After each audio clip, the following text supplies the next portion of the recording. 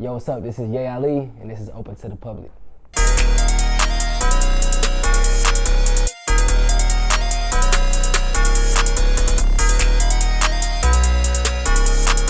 From sun up to sundown, what Yep. day is like? Shit, I wake up at like 6, hit the gym, stretch, talk to myself for like an hour. After that, I get home, eat, make a smoothie, go through some emails, hit my lawyer, my assistant, see if we got some invoices to follow up on, sessions for the day, songs we gotta finish from the session before, talk to my dad, text him a little bit, go outside and just sit in the sun in the backyard for a little bit, like an hour. Probably record at like 11 a.m. to like 2. Maybe go hoop after.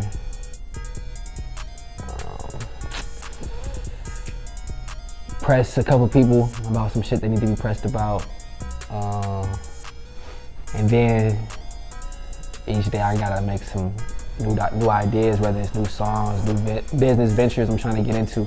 I just write it down and then I just go on Instagram and like see who I know in that field or see who I haven't followed up with and just try to connect the dots and just try to make it an exciting day.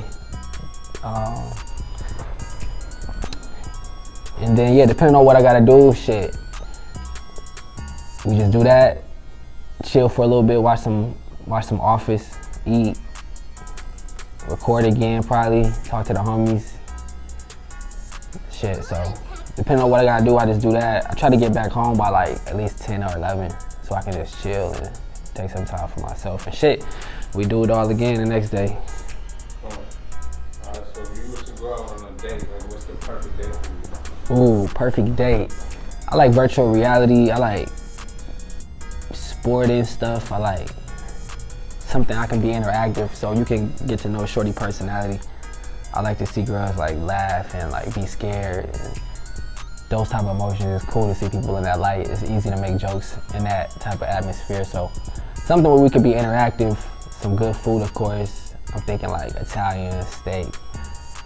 A place that's like lit, but she never been because it's like in the cut, you gotta know to know. So like take her somewhere she not really on. The food gonna be better than she had anywhere else probably. So by that second event, she impressed, two things impressed her. We might hit the arcade, the bar arcade, spend 50 in tokens, get drunk, play video games, pinball, some versus shit, play each other, shoot some shit. Just to see like her competitive nature. That's a cool thing to see in a day too. Like see if somebody's hungry or if they more chill and reserved. I think it tells a lot about somebody when they're in the field of competition. Then in the night, back in my crib, smoke. Tell her I probably gotta do something tomorrow. I like to have the day, no pressure. You know what I'm saying? So if she comfortable, I'm comfortable. I like to do stuff in the daytime too.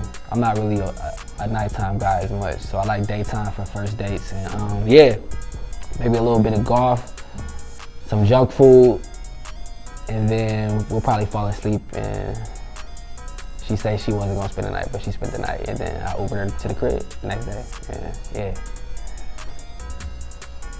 Okay.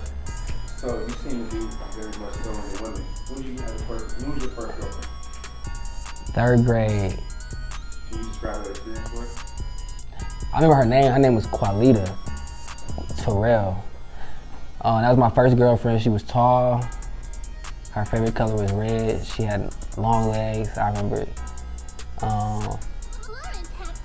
Yeah, I just like I like PDA. I like that shit. So that was cool. I was like the first young motherfucker in my friend group getting PDA. So it just felt really nice to be nice to a girl, and like as a kid you don't have motives. You feel me? It was really pure. So like I remember it being like very pure, for sure. As an adult you kind of get glimpses of it, but not as often. What's your type of woman like right now in your life? Like what is like a perfect woman for you? Oh, I like a hustler. I like a woman with her own business, or you know, great at her job, passionate about her career, family oriented, just a go-getter, you know. that's impressive that, you know, I might hit her up. She might be busy, out of town. So yeah, I just like women who, if they didn't have me, they'd be straight. And I like those women that if I didn't have them, like, I'd be straight, but I prefer to have them, you know, to enhance my life. So yeah, that's kind of what I'm looking for. She gotta be funny and be a nerd too. Mix it up. Yeah. Okay. So can you explain one of your best, or not one of the best sexual experience you had, the worst sexual experience you had, and what you cannot live without? The best? Ooh. The best, I'd probably say, it was this girl in college. She dated white dudes typically. She was black though. And I just had a thing for her. And I think me and her were so similar that she was just like looking at me like a homie. And I never tried either. In my mind, she was out of my league. I just thought she was like put her on a pedestal, like, and when we linked, it was like she was super down to earth, and she had a freaky side that I just didn't even envision. And I went to Chicago with her. We went to this club. It was like the first time I did like ecstasy. I only did that shit twice, and then one was with her, and it was like the most amazing night. And she took me back to her crib and just shit blew my mind. And she married, she got a kid now, but that's still like, that's like the first girl you get that you couldn't get, and then you got her, and you never thought you would. It was one of those. So that could be why I think it's the best, but she was like really talkative, and she was kind of quiet in real life. So the switcher was crazy, so I think that's what made it super good. It was like, damn, shorty, I didn't know you had that side to you. Shout out to her, man. The worst? I don't know, sex is like pizza. Like, even if it's bad pizza, it's fucking pizza. Still a good day with pizza. So like, I don't really have no bad ones, gang. I can't lie. It's really not been, maybe like my very first time, it wasn't even bad, but compared to everything else, it was bad. And I thought it was good at the time. So like, maybe my first time, I didn't know what I was doing, but yeah, she didn't really either. So it was fun, and we think we did it right. We probably didn't do it right, but I don't really got no worse ones. I got good taste, so yeah. And what can't you live without? Sexually or in life? Sexually. Pretty feet. It's not even negotiable. Like, you could not suck dick well, and I'd be cool if you had good sex and pretty feet. You know, I'm a simple man. Like, I ain't gonna lie, head is cool. I'm like the only dude I know. Like, as soon as she do that, I'm like, all right, I'm trying to get to it. Like, this is just like, you giving me crumbs. Like, it's cool. I'm trying to tear it down. I feel it. Nice foreplay. I appreciate the respect I'm shown when a girl does that, and I love it. And I think I like to do it more than I like to receive it. Like, it's cool. Like, but for me, it's really about putting on a show. Like, I can nut in a second if I put my mind to it. Like, the goal is to, like, you know, I want to blow up in the group chat. I want the group chat to be buzzing after the night. So you can't half-ass it. Right. So have you ever worked in 95? And like, if you did, where was it? What job did you work? My first 9 to 5. Well, I work with my OG, my pops, for like most of my life. Or at least in school. So he owned his own art business at the mall, and I hired a couple of my friends. So I was like the first one in my friend group who was like an entrepreneur. So I was like paying my homies hourly and shit. So shout out to my pops. In college, I got my first independent job. I worked at the library for work study. I worked in like the grad school section, stacking books. And then I worked at the gym, the SRSC and the Hyper, which were on campus. Shout out to IU Bloomington. One of the best schools ever. Then my first big boy job in college was at Sherwin-Williams, the paint company. I worked there in my college town. And then my next job was in Pasadena, I worked at a charter school with these kids. I loved it. And my last job before never having a job again, I worked at a karate school. I'm a black belt in a couple styles, and so like karate like one of my first interests in life, so I got a real big passion for that. Yeah, so those are all my jobs. How do you feel about the 9 to 5? Like, how do you feel about that world? I ain't gonna lie, like I fucked with it for the simple fact that like if I never worked a job, this story and the journey wouldn't be as cool to tell, cause I had to work a job. You feel me? Like it wasn't cause I just was on some Batman, Bruce Wayne, I wanna be normal shit. It's like if I didn't work, I didn't eat. So it kept me humble, it kept me human. It didn't let me get my head too far in the clouds. And on the flip side, once I did it as much as I could do, that's what kind of made me quit, is I couldn't have my head in the clouds as much and I couldn't dream as much because the reality was not my reality, you know? Because I was halfway in, halfway out. I tell anybody, if you got a good paying job and you do music and you're good at both, or you're really great at your art and not so great at your job, but you're good enough to keep it, then that means you're not great at your art yet if you still need to keep a job, which means keep your fucking job until you become so great that it's a hindrance. That's when you quit. Yeah, the leap of faith shit is cool, but to say you leaped just to say you leaped is different from me jumping knowing I can land, as opposed to just jumping and not even thinking of the destination and shit. So yeah, it's important until it's like stops you.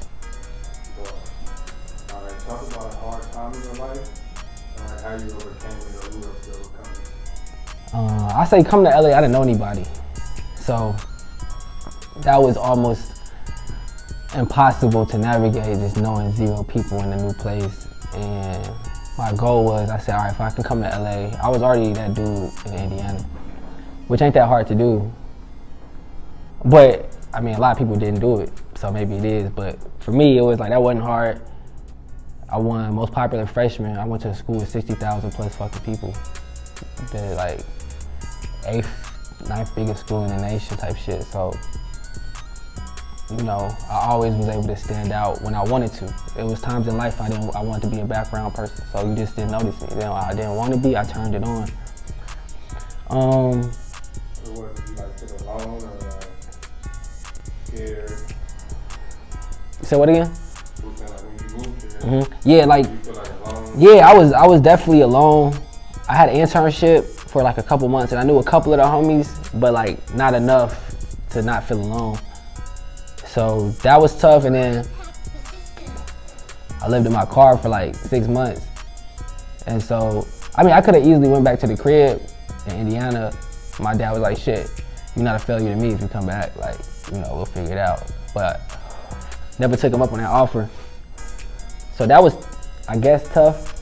But when I was doing it, I wasn't like, I was still like some of the happiest I've ever been, being super broke and like in a car.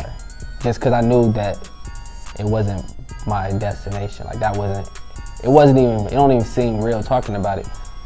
But I knew that was gonna just make sure I never had to sleep in a car again.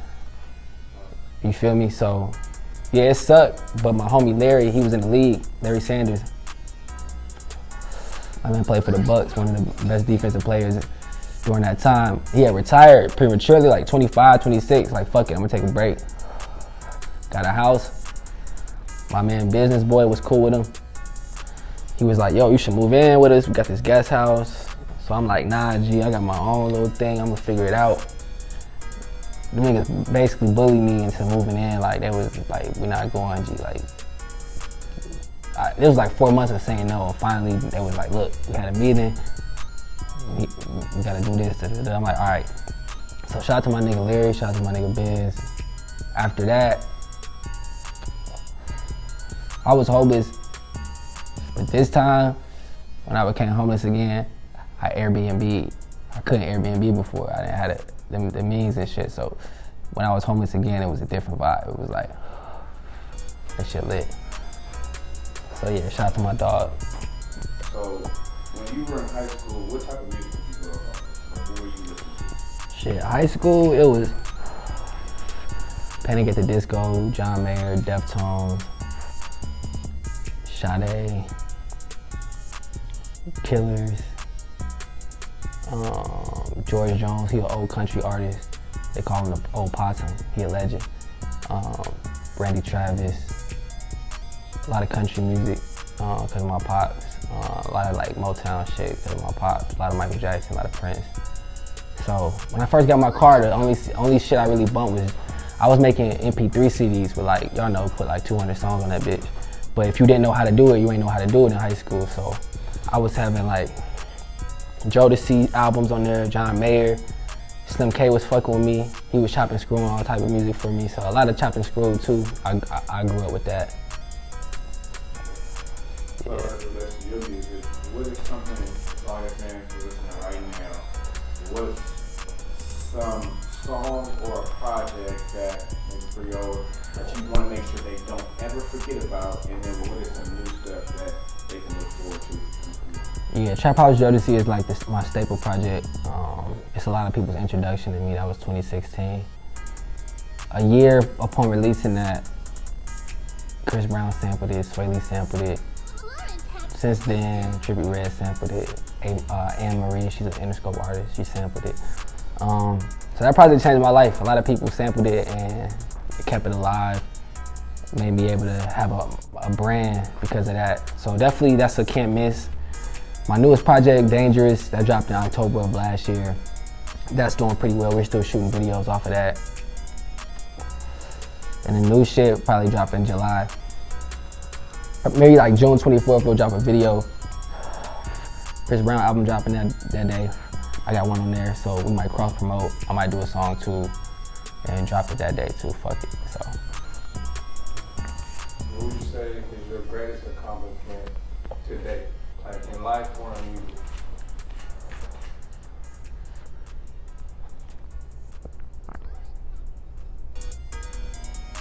Being able to send my dad money.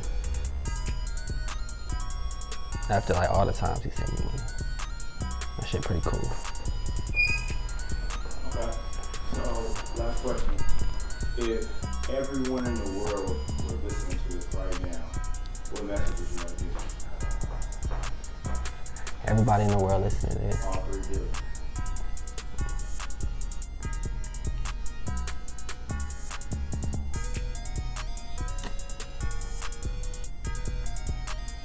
Like, you could be yourself and it could work. You could try to be a bunch of other people and that could work too.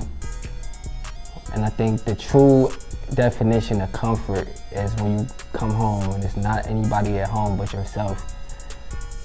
And you look in the mirror and you like, damn, I like how you handle this shit. I'm satisfied with how you did today. Every day you can say that to the mirror. No matter what happened, you know you stood solid. So being you could work.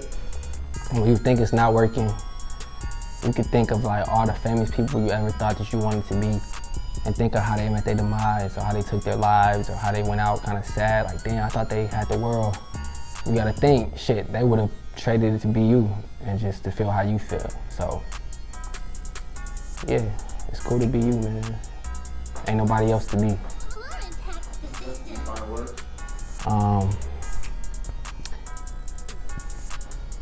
Final words, I hope y'all have an amazing day wherever y'all are. New music coming soon. Chris Brown Breezy album coming June 24th. I got a joint I produced on there. Yeah, keep spreading love, man. It'll come back, you know. That's all I got.